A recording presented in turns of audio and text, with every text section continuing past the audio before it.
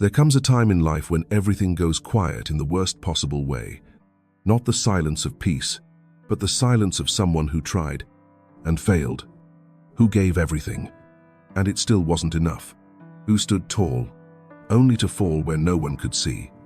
You don't cry, you don't scream, you don't do much of anything.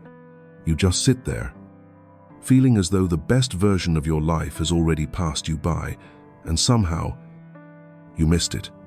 Maybe you lost your job, maybe you lost your savings, maybe you lost the person you thought would stay forever, or maybe you lost the picture of the man you believed you were going to become.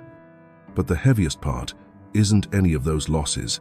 The heaviest part is looking in the mirror and no longer recognizing the man staring back at you. If that's where you are today, stay with me.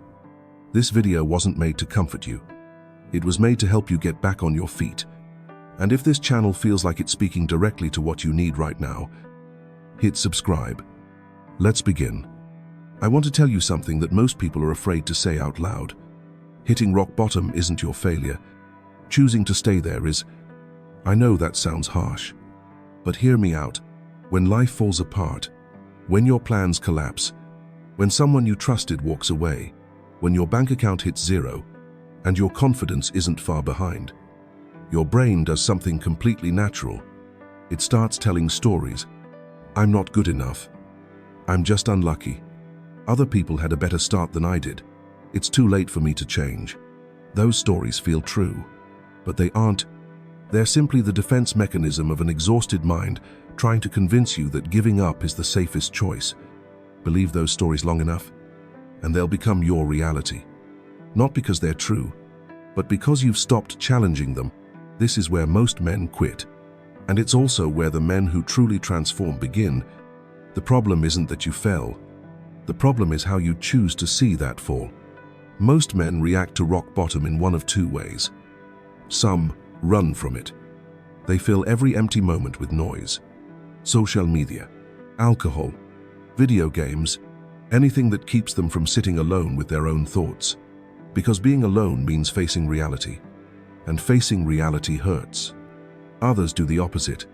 They drown in analysis. They replay every mistake. They keep asking why. They search for explanations. They blame. They regret. Then they analyze it all over again. It's an endless loop, because no amount of thinking can change the past. Both reactions have something in common. They consume the very energy you should be using to rebuild your life. Epictetus, a man who was once a slave and had nearly everything taken from him, said, "Don't seek for events to happen as you wish, but wish for them to happen as they do happen, and your life will go smoothly." That isn't the advice of someone who has given up. It's the wisdom of someone who understands that every ounce of energy spent resisting reality is energy. You no longer have to change it. There's a paradox very few people recognize when they're at rock bottom. The moment you lose everything is also the moment you're the freest you've ever been. It sounds backwards, but think about it. When you have a lot to lose, you're afraid. Afraid of failure, afraid of judgment, afraid of trying something new because it might destroy what you've already built. But when you've already lost it, what exactly is left to fear? Rock bottom isn't the end. It's a foundation, and from a foundation, the only direction left is up. Psychologists call this post-traumatic growth. Research has shown that people who go through genuine hardship and choose to rise afterward often become more resilient, more purposeful, and better equipped to handle pressure than those who've never experienced serious setbacks, not because they're extraordinary, but because life tested them in ways most people never experience.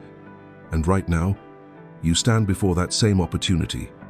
Marcus Aurelius ruled the Roman Empire during wars, plagues, and betrayals from people he trusted most. In his private journal, a book he never intended anyone to read, he wrote, "You have power over your mind, not outside events. Realize this, and you will find strength." He didn't write those words during peaceful times. He wrote them while his empire stood on the edge of collapse. This is the Stoic principle I want you to remember, not as an inspirational quote. As a practical tool, you cannot control what already happened. You cannot control what other people think about you. You cannot control where you started. But you have complete control over one thing: your response from this moment forward. Seneca wrote, "Difficulty is the material, not the enemy." Everything you've gone through isn't proof that you're not enough. It's raw material for building a stronger version of yourself, if you choose to see it that way. So what does a man who rises from rock bottom actually look like? He doesn't get back up because life suddenly becomes easier. Nobody knocks on his door promising that everything will work out.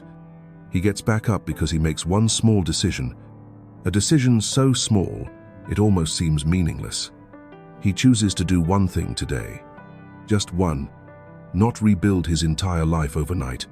Not create some grand 5-year plan.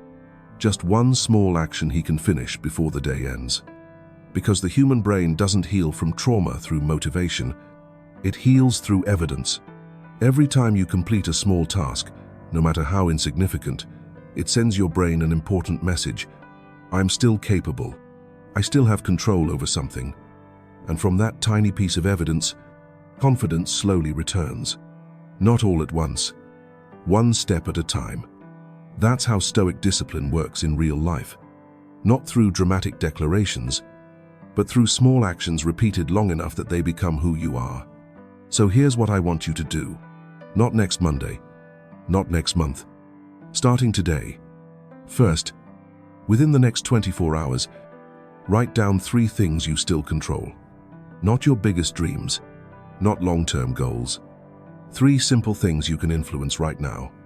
Your health, your bedtime, what you feed your mind every day. Start there. Second, commit to one physical habit for the next 30 days. It doesn't have to be running marathons. A 30-minute walk every morning is enough. Movement changes your brain chemistry. It boosts dopamine, serotonin, endorphins. Those aren't luxuries when you're at rock bottom. They're fuel. Your brain desperately needs to begin functioning properly again. Third, stop repeating the old story. Every time you explain to someone else, or to yourself, why life has been unfair, why your circumstances held you back, why you can't begin yet, you're digging the hole even deeper, not because your story is false, but because it no longer serves you. Fourth, find someone who's already where you want to be. Not to compare yourself, to learn. Read their books. Listen to their story. No one figures everything out alone. The map already exists. You simply have to be willing to follow it. Rock bottom doesn't define who you are. What defines you is the decision you make in your quietest moment. When nobody is watching, when nobody is applauding, when it's just you, asking yourself one question: am I getting back up? Marcus Aurelius wrote, "The obstacle on the path becomes the path. What you've been through isn't a reason to stop. It's the material you'll use to move forward. Stronger, clearer, more grounded than you've ever been before." You don't have to see the entire road right now. You only need to see the very next step. And that step begins today. If this video gave you exactly what you needed to hear, subscribe to the channel. Every video here is designed to help you build real discipline, to master your emotions, and rebuild your life from the inside out. And before you go, leave one comment below. What's the very first thing you're going to do differently starting today? I read every comment. I'll see you in the next video.